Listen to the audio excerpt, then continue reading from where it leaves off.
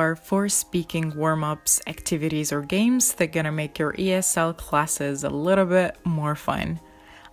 I made sure that these 4 activities are so easy to do because I feel ya, dear fellow teachers. Being a teacher takes up all of your time, so I'm here to save some of your precious time and at the same time help you have great classes. All of these games were tried and tested in many of my classes and students got really engaged. So let's dive in. The first activity is alternate ending. Pick some famous stories or tales like the story of Cinderella, Snow White, or any popular fiction. Write the titles on cards, or you can stick to one story for all, up to you, and ask the students to pick one. If you have a small class, then students better work individually, but if not, then divide them into pairs or groups. Then explain to them that they have to come up with an alternate ending to the story. This will require students to review the whole story, in English this time, and use their imagination to come up with a new and different ending to the story. So instead of Cinderella getting married to Prince Charming and living happily ever after, students need to expand their creative skills and imagine the same story, however, with an ending all their own. I remember a student told the class that Cinderella was actually a feminist and refused the prince's proposal. You will be amazed by how creative students can get.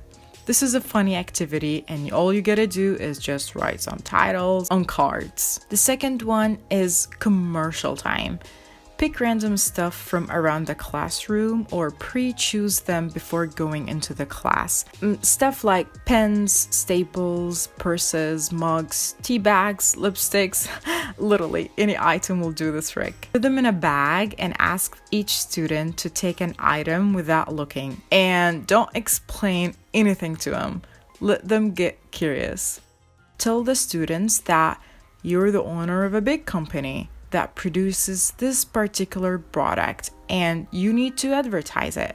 What would you say? How would you describe it? What would you do to convince the consumers to buy it? Let them know about homophones, rhyme, catchy phrases, and slogans. This is a really good life skill activity and students have always enjoyed it. 3. Role plays. Role play is a great way to prepare students to use English in real-world scenarios.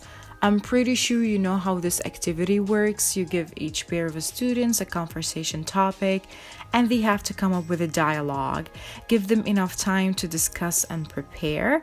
I'm gonna share with you some fun everyday dialogues that I've been using with my students. The first one, the setting is a phone call between 2 friends and phoning a friend inquiring about a job position. The second one is at a store, a mother and a daughter, and they're shopping for a dress for a birthday party. This one is pretty good actually. The third one is more practical, an interviewer with an interviewee, and the topic is obviously a job interview. The fourth one is my favorite, and I feel shameful to say that, but I said it anyway. It's like 2 neighbors sipping coffee together in the morning and gossiping.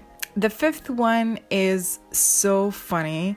A father and a son, or a mother and a daughter, whatever, and like one of the parents teaching math to their child. The sixth one is cheesy. A waiter and a customer, and the customer complaining about the food. The seventh one is also a favorite because you get the students to be in your shoes. So it's like basically a teacher and a student, and the student complaining about his or her mark. The last one is in a taxi between a driver and a passenger, and the topic is given directions. The last activity is 2 words for 2 minutes. Let me explain. You'll distribute some cards that has 2 to 3 words maximum, like these ones.